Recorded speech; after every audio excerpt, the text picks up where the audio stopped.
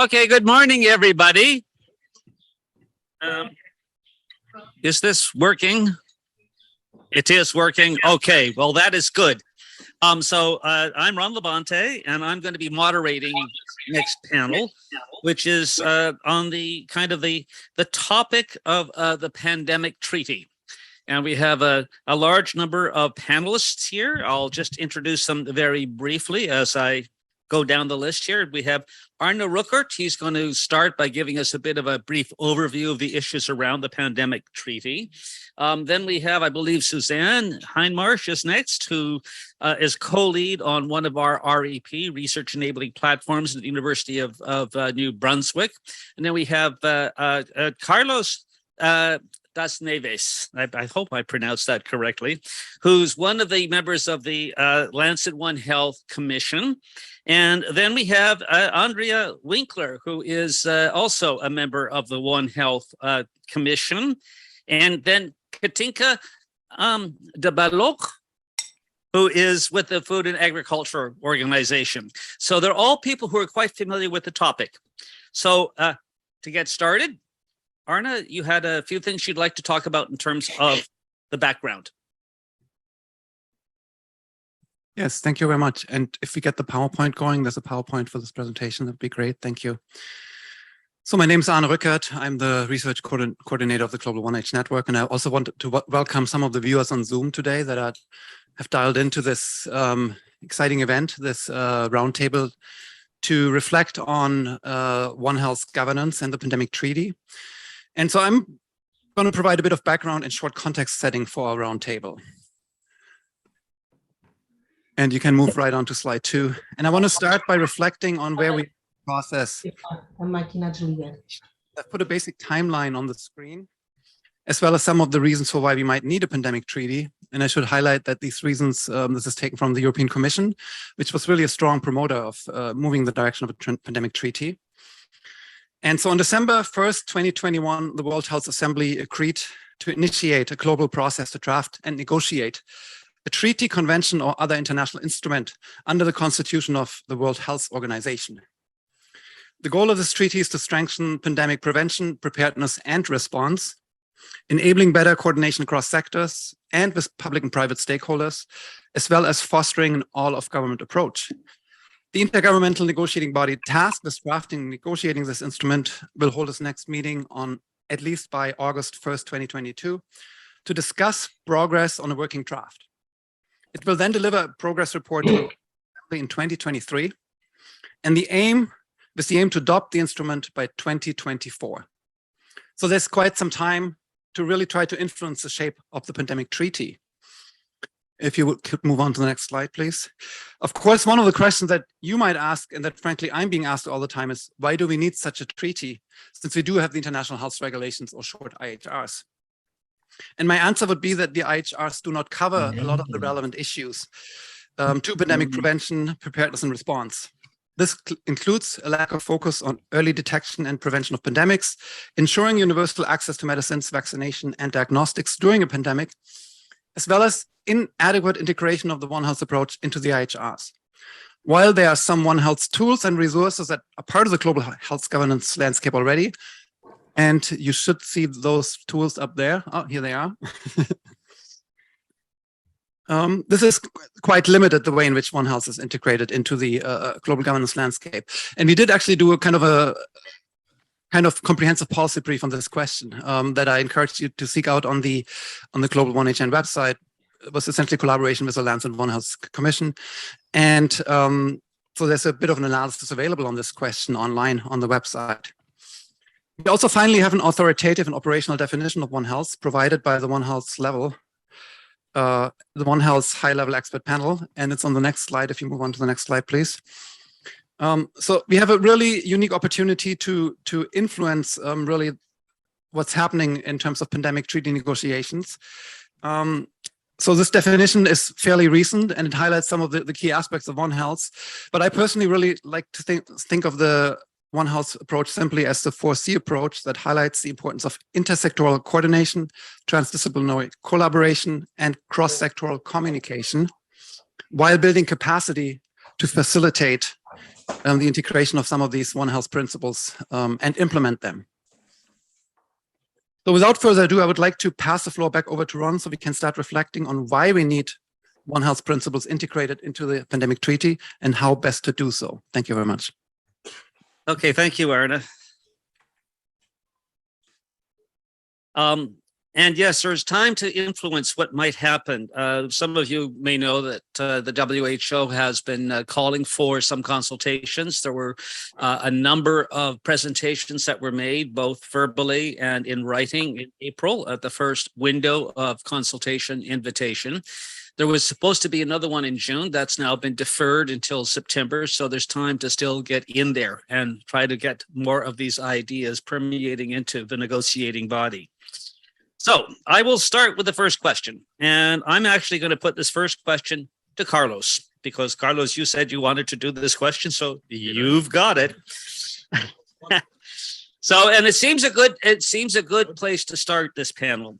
How well would you say existing global governance arrangements and tools are in addressing global One Health challenges? That one. Thank you very much. That should be easy to answer. I would say that they are in principle well intended, in practice not really working. And it's not surprising, because One Health in its core means making different parts work together, different parts that very often are under different jurisdiction, different governance systems, both at local, regional, national, international levels, which have worked together, but which are challenged in the way they work together. So when you want one problem to be solved by everyone at the same time, we have a challenge. So I would say that we're moving slowly in a new direction. I mean, the quadripartite is a good example of that, but the governance is far from optimal. So I'll keep it short and to say this. And I'm sure that other people on the panel will have a chance to respond to that in some way. There's a more specific follow-up, which I'm going to direct your ways, Katinka. And it sort of says, if we know that it's inadequate, and Arne has given us a bit of a briefing as to why, and if it was already adequate, we wouldn't even be having discussions about what a pandemic treaty might be like. Katinka, what type of global governance structure do you think would best facilitate a One Health approach? That's a really big question, and I try to be short. I must say, on the one hand, I'm a little bit worried about the pandemic treaty, frankly speaking. You know, having worked in the international organizations for 20 years, I think these negotiations take a very long time. And I would advocate, if we have the AHR in place, why not improve them and make them also more One Health? And Arne, I missed from your list, and I don't know, the joint external evaluation. I didn't see it there, the JEEs. Having been 2 weeks ago on a JEE mission to Uzbekistan. So JEEs are a WHO tool for joint external evaluation of their IHR. And there are many of the issues that you presented. There is a lot on emergency preparedness and response.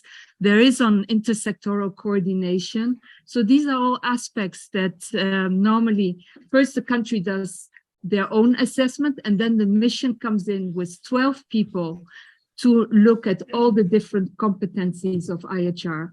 And I think there is a lot of opportunity there to improve the IHR, instead of starting with a completely new treaty. Yes. It will take many years, I'm afraid, and a lot of negotiation.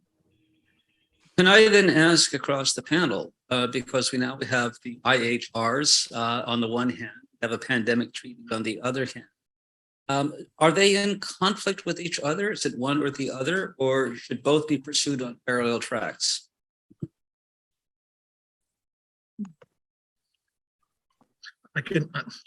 I don't think anyone here will say that they are in conflict with each other.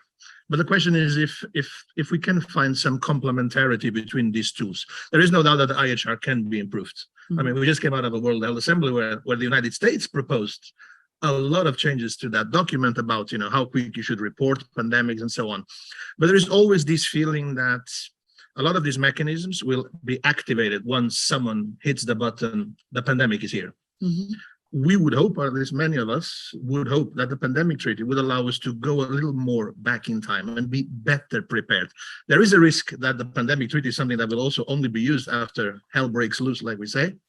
But if it can actually be a tool that can help truly prevent the sources, the drivers, then I would say they would complement AHR, that doesn't reach out. And even GE is very good. There is a little chapter on zoonoses, but they're trying to make it now more coordinated with the public veterinary, with the work of the WOH. I mean, they changed their name now. So there is synergies there, but I think AHR is very reactive, and we need something proactive. The pandemic treaty could be that. Does anyone else on the panel have anything they'd like to say to that? No, it's not a question from the panel. I think you need microphone. Sorry, because otherwise people online won't be able to hear you. So I think there's consensus on the IHR, but the pandemic treaty, if I'm not mistaken, the US government doesn't want to have it. Is that still their position, or? That's changed, yeah. It's changed. Oh, it's changed. Oh, okay. Canada too, both have now. Yeah, maybe just in the, I mean, we have been actually mandated with Hélène and Arne and Carlos and John and Suzanne here to write a policy brief how One Health should be integrated in the potential pandemic treaty. And the discussions up to that in general, I remember that was all of last year. I mean, the world didn't know until, was it end of November, that a pandemic treaty was really decided, whether it's going to happen at all. So that is ultimately, I mean, we can discuss whatever we want here, but ultimately this is going to be a very political decision. And it was the US that was basically the decision maker. And then, of course, every country has their other supporters. So it seems that it's going ahead. I mean, it has been decided, but in terms of what this is going to be and how much the relationship with the international health regulations, how tight this will be and how new and different the pandemic treaty will be, I think this is still under discussion. And this is also up to us to shape this agenda and really come in with our worries. We have an instrument already, so why do we do a new one and not just improve the old one? I think this is a very valid question. And I think if I could just speak to that, one of the things that would be a value added to a pandemic treaty that would differentiate it from the IHR without necessarily duplicating the IHR, as Carlos said, is to get upstream, because the IHR are primarily focused on surveillance, detection, and then response. So we need to get upstream to addressing those social and structural drivers of pandemics. And that is where I think if we truly anchored a pandemic treaty in a One Health approach, that is the value of a One Health approach. And that would be the value added of a pandemic treaty that would differentiate it and distinguish it from the IHR. But just one small thing, Carlos, and then, very, very small, just to answer, because especially for also those listening to us. So we need also to be clear that it's not landed that it would be a treaty.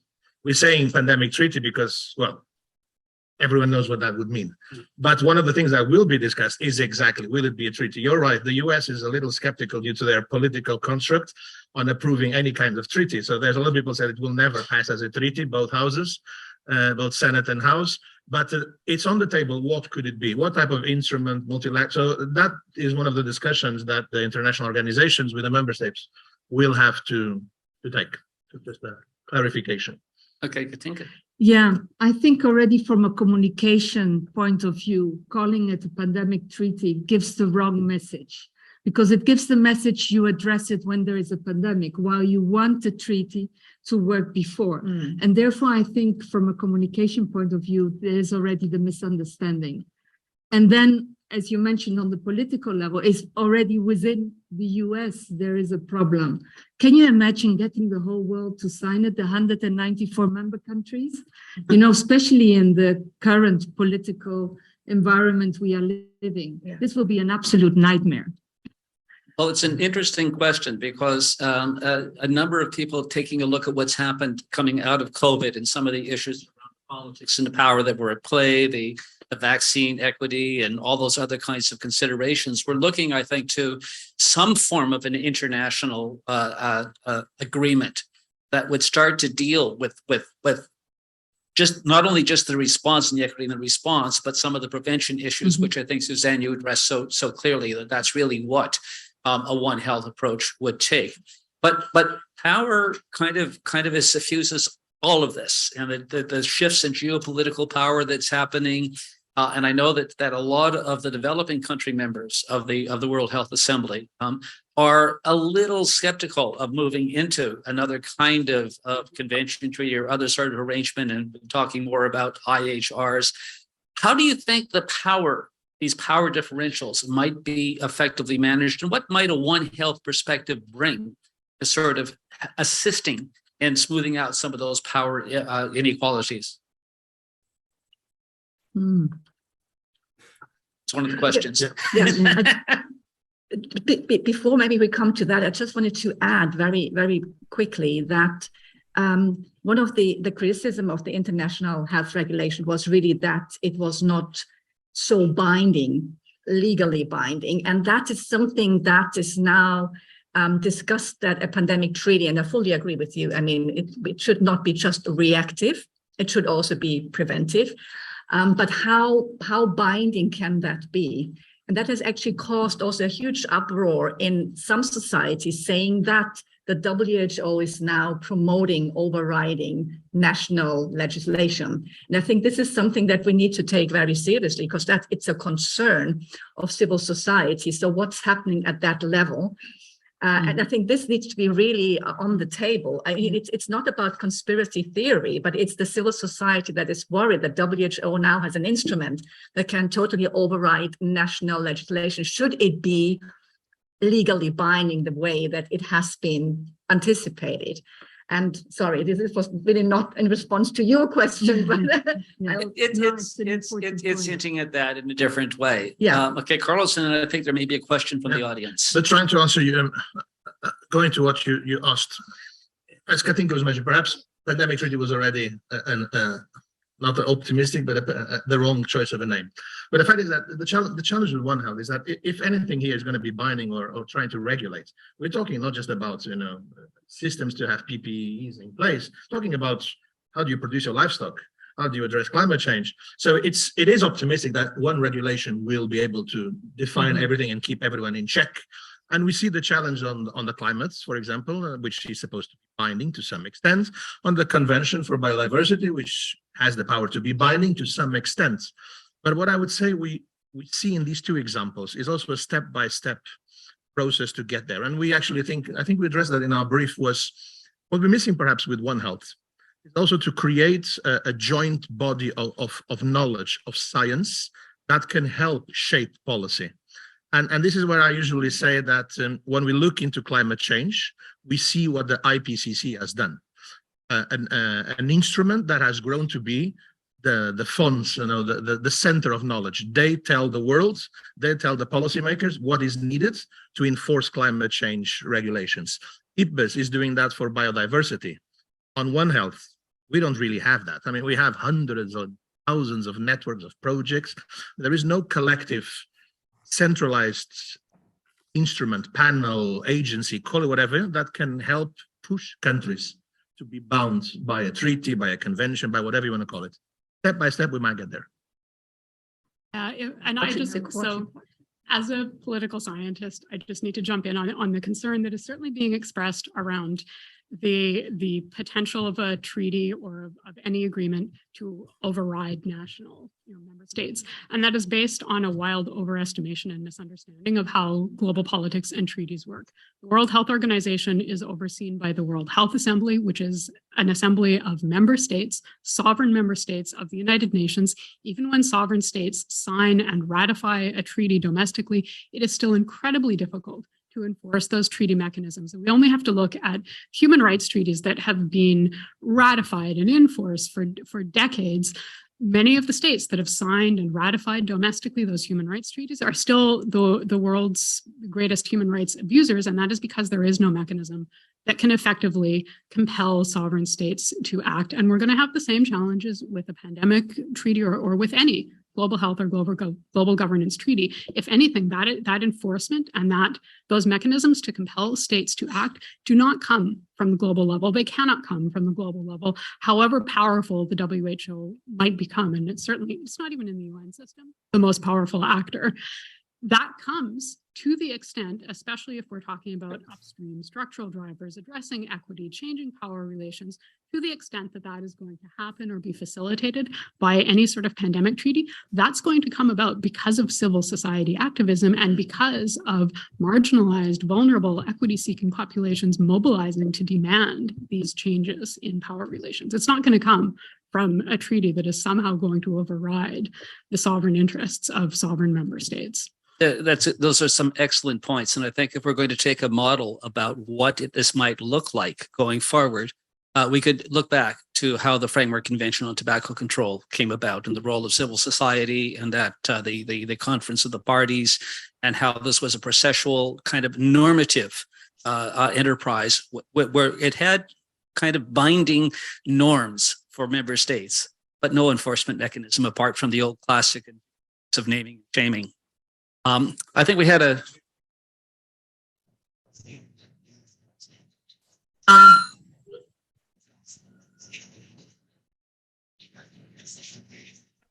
Thanks very much. I want to actually follow up on that and follow up on Ron's question around power. This is a governance network. Governance is around regulations, it's around structures, it's around processes, mechanisms, but it's fundamentally about how power is negotiated. I mean, first of all, I think it's interesting and perhaps disingenuous to say suddenly there's this big fear that WHO might want to override national legislation with a treaty. Well, isn't that what all treaties, seek to do? So that needs some unpacking. And then relative to the IPCC, except that the world is burning. So I guess I'd want us to think about how do we move forward at all the multiple levels that have to be done. What is our role as academics or as policymakers or whatever? How are we thinking about pushing on the civil society front, about how not to have either the IHR or the treaty become a wonderful delaying tactic, which treaties often are. Any legislation can be. Governments often introduce legislation in order to delay. So how do we work at those multiple levels? What is your best guess, you the panelists, on what's the current lay of the land and where is it likely to go? Where should we be investing our energies respectively? At what levels? A brief answer to that. When you mentioned the IT, I agree. The world is still burning, and when it comes to IPES and biodiversity, it's still going down, and we're still losing it. But because governance, as Suzanne was also mentioning, it's a lot about motivating the people. It's a lot about motivating. We haven't really talked about here the private sector, the money, and I think what both IPCC and IPES are slowly creating is the awareness. They are raising the awareness for the topic. I mean, I find interesting this IPCC report launch is becoming sort of an Oscar evening. Everyone is on hold to wait what this group of gurus will say. And then I agree with you, most of us won't care, but start to listen and the message starts to get repeated. And this is how we slowly build pressure. And we start to see in some countries from public groups, from awareness, and most remarkably from the private sector, people moving towards that, okay, perhaps we need to start making a change. And that's how you slowly make governance changes, especially in systems that work with, well, some level of transparency and democracy. So I would say IPCC is at least working out there, but I agree with you there. It's not binding. Nothing there is binding. Even the Paris Treaty is just a binding mess, as someone once told me. But it's step by step again. I think we need to be also realistic. Binding kind of set of agreements that we have right now between member states are trade agreements. And those are they're still very much subject to politics and to power. So even though there are rules and enforcement measures, they're still negotiable. But that, of course, isn't what really reaches in civil society, there's a different notion there, at least according to what I've been following in Germany, and it's very much divided in terms of do we really need this treaty or not. I just wanted to answer to your question, Ron. So I'm running after questions. So what would low and middle income countries really get from this One Health approach? I think this is quite important. I think we all agree that most likely low and middle income countries are much more into One Health strategies and really enacting One Health through various structures. I mean, there are One Health offices just under the presidential office in various African countries. And John, you could speak to this maybe.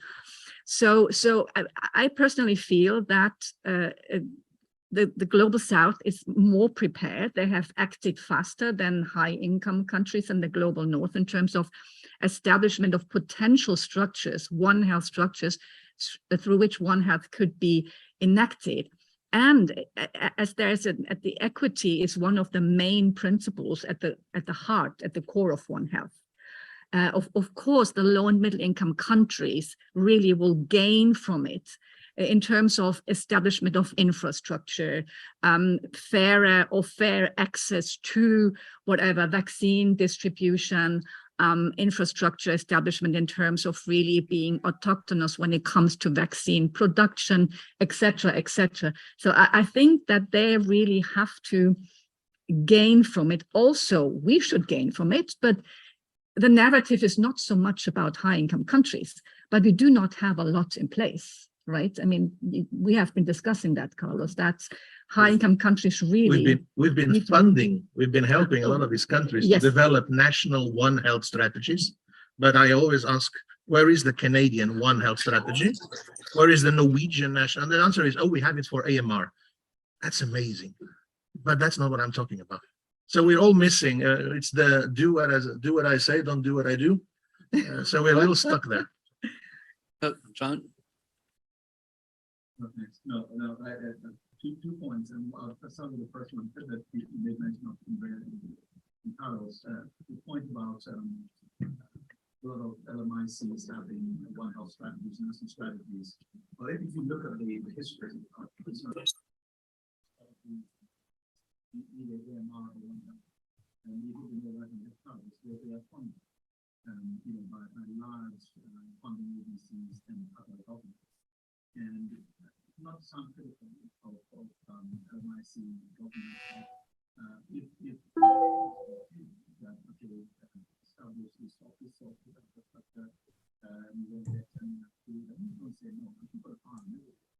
So part of it, yes, it's an understanding that is important, but some of it is really a good offer that is only can be positive. And I think it's also reflected in why in high-income countries we do not have these same structures involved, because the drivers, so the motivation and demotivating factors are not necessarily financing, because of financial interests, not necessarily financing. And so these are things that we need to look at. And then the other point also is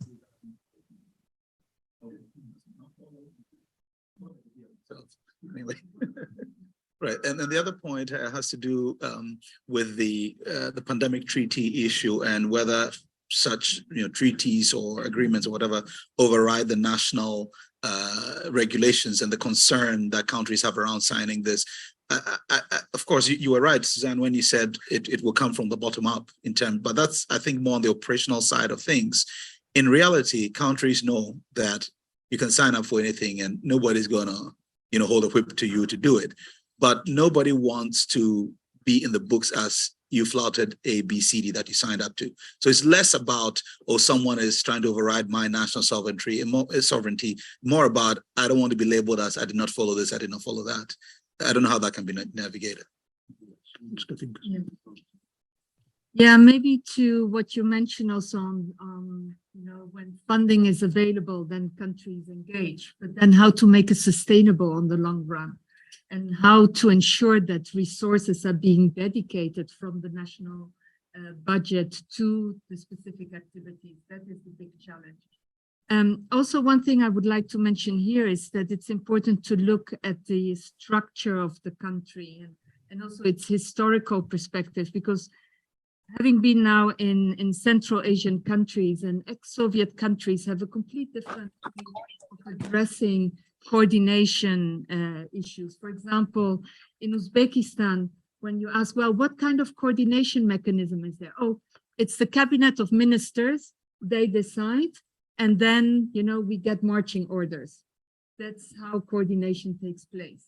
So, and then when you start talking, oh, but you need a strategy and you need consultations, and, you know, that's something that is not in their DNA, I could say, to a certain extent. But I think what is important is to have this system strengthening.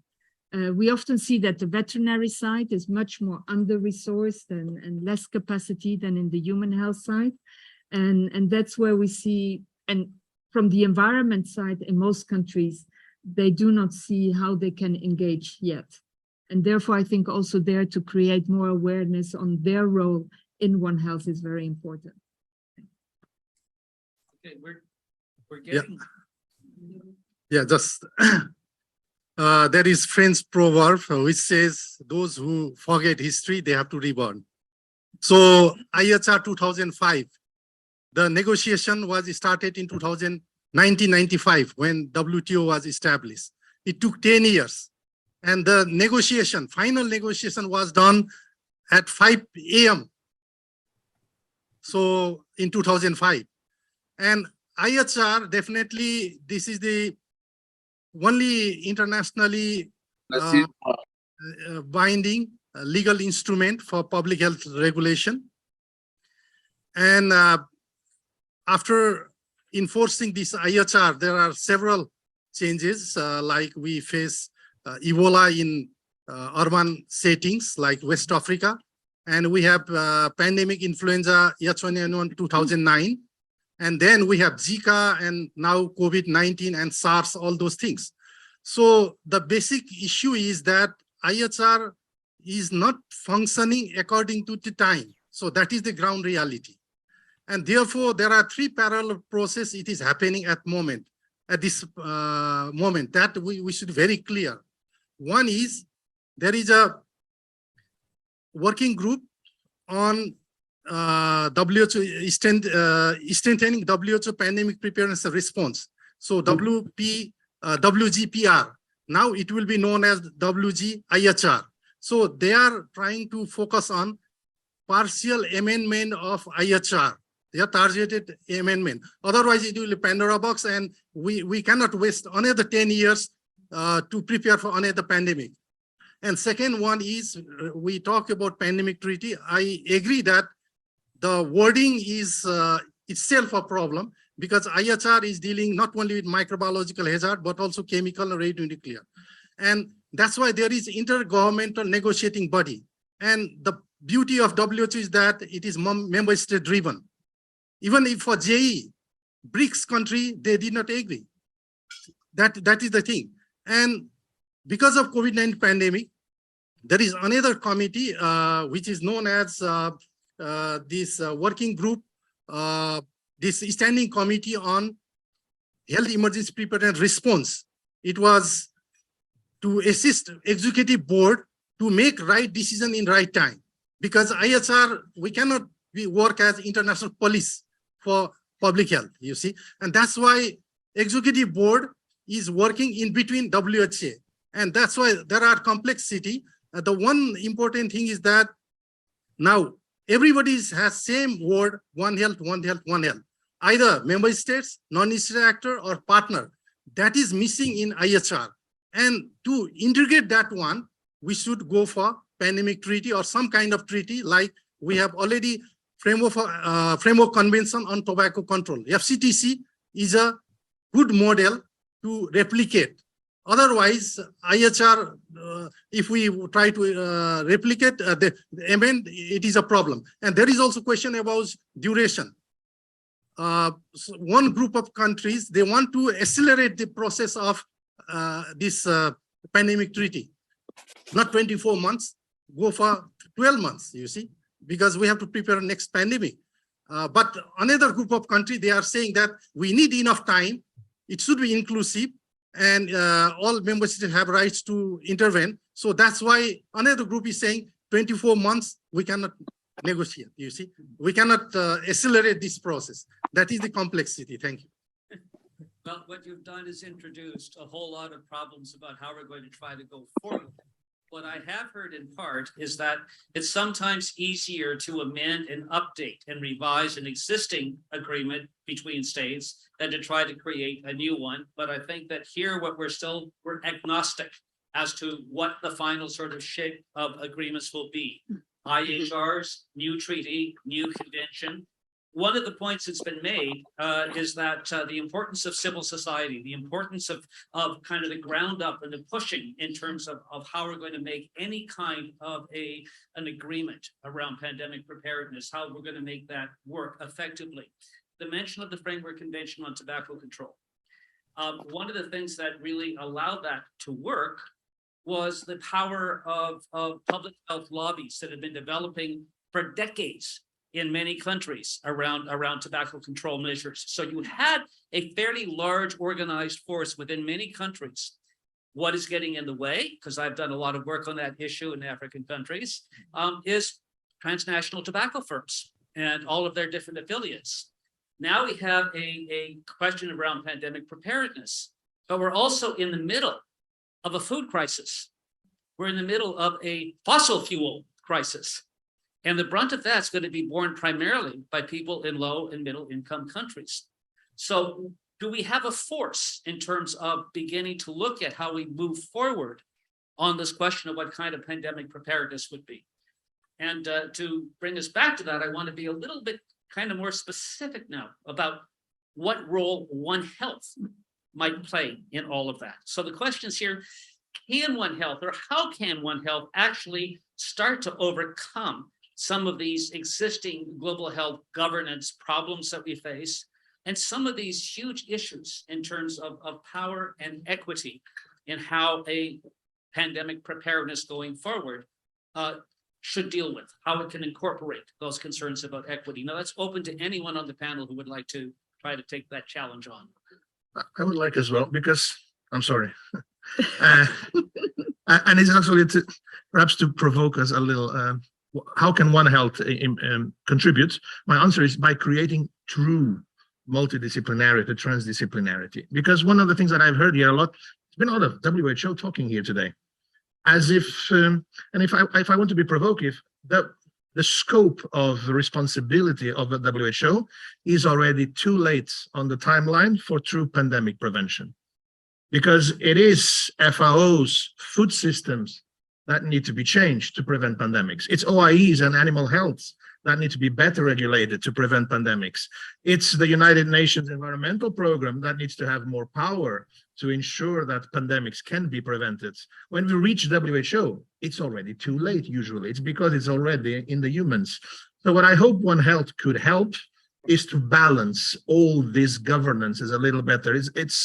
It's a lot of discussion here what WHO can do and cannot do. I hope they can do a lot. They are perhaps the ones that can push more because they come with a human, but they are at the end of the game.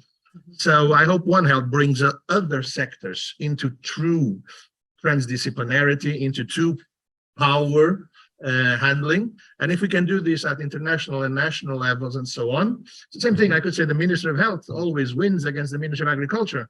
But perhaps we need a more engaged Minister of Agriculture, Minister of Environment. One Health can help here. Well, everybody wants to sort of take a piece on that one. I'm going to go with Everyone wants a piece of the cake.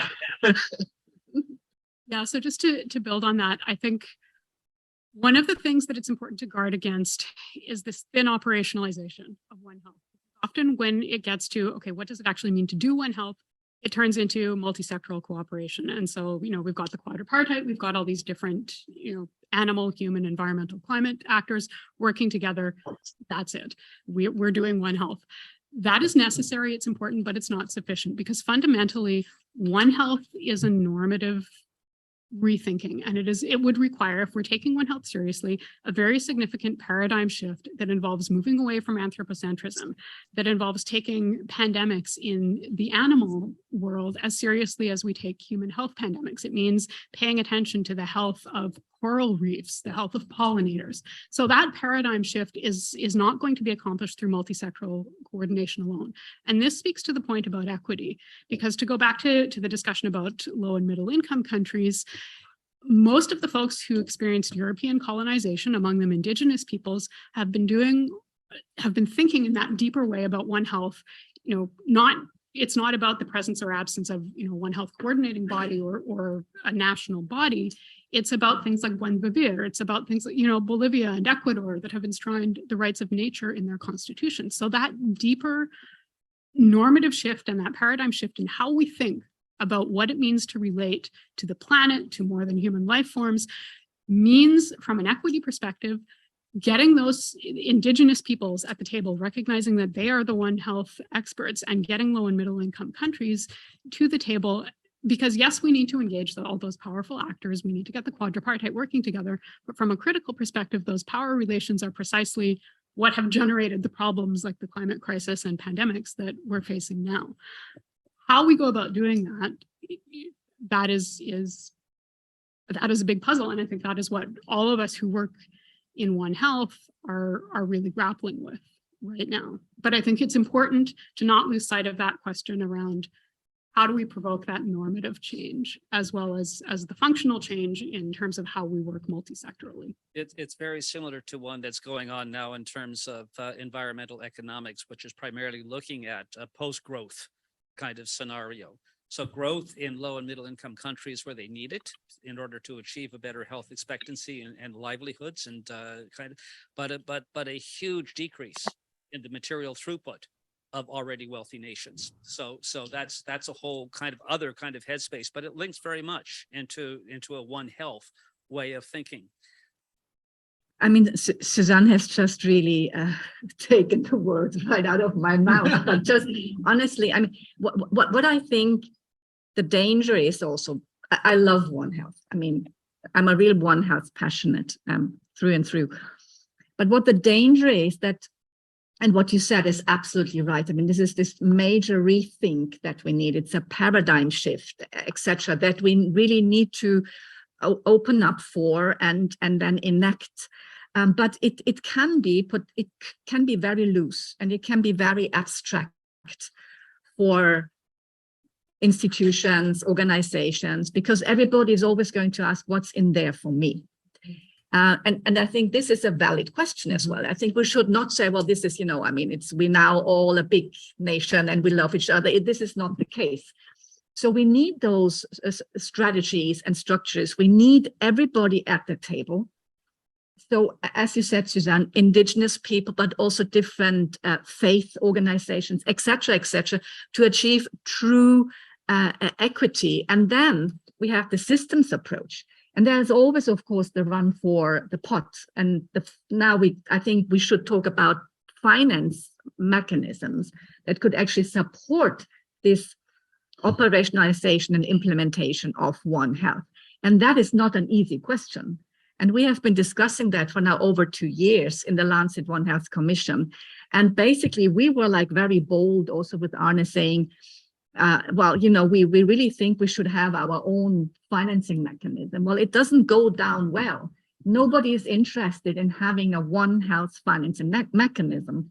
People think, well, whoever they are, but people that really decide think it should be integrated, because otherwise there will be no attention, there will be no traction, because there is apparently not much more money for a separate funding mechanism. We think there is, Arne, right? There is enough money on the table. But of course, now with the war and everything, people are just not, World Bank, etc., they're not interested in yet another new One Health funding mechanism. They've just put the fifth on the table. And One Health should be, I don't know, but it should be integrated there. So the question really to bring people on the table is what is in there for them? And it always boils down to the finances and how those can be equitably shared, but also how can those institutions be held accountable for, and who's going to be the ultimate One Health structure that is going to hold them accountable. Is that the 40 part? Coordinating mechanism must be led by a body of sorts. So there needs to be a home for One Health if we really want to advance it the way we say we want to. Creating a new body doesn't seem, or there doesn't seem to be much appetite for that. And certainly the four would not look favorably on that. In the same way, no one would like to say that, okay, WHO, you have it, OIE, you have it, and so on. So what do we do? Sorry, I put it very simplistically, but But that's this just is the what it is. question. Yeah, What yeah. do- yeah, but- Okay, we could at least 3 really eager respondents about what it is we do. So just go, yeah, let them get. Thank you very much. So I think when we are talking about a pandemic treaty, making a treaty is a very difficult task. We should understand the thing. And secondly, it is not going to happen very soon. So basically what our organization like Global One Health Network can do, we have to give a roadmap of how to go for that, right? And for doing that, we have to see that what are the existing mechanisms where One Health can piggyback to take it forward. So we need to understand how WHO works also, those who are working in the WHO. It is not the organization, it is the member countries which are important. So let us identify some of the countries where they have really moved on One Health, and they should, take up this issue in their respective regional committees and in the World Health Assembly, that this type of thing is required. Now, what I visualize for the role for this Global One Health Network is to do a advocacy for governance reforms for One Health. And I think we should come up with a roadmap which can be marketed or sold to the member countries to take it with the WHO for a logical conclusion. Okay, Thank you. Very ambitious. Two more comments. So the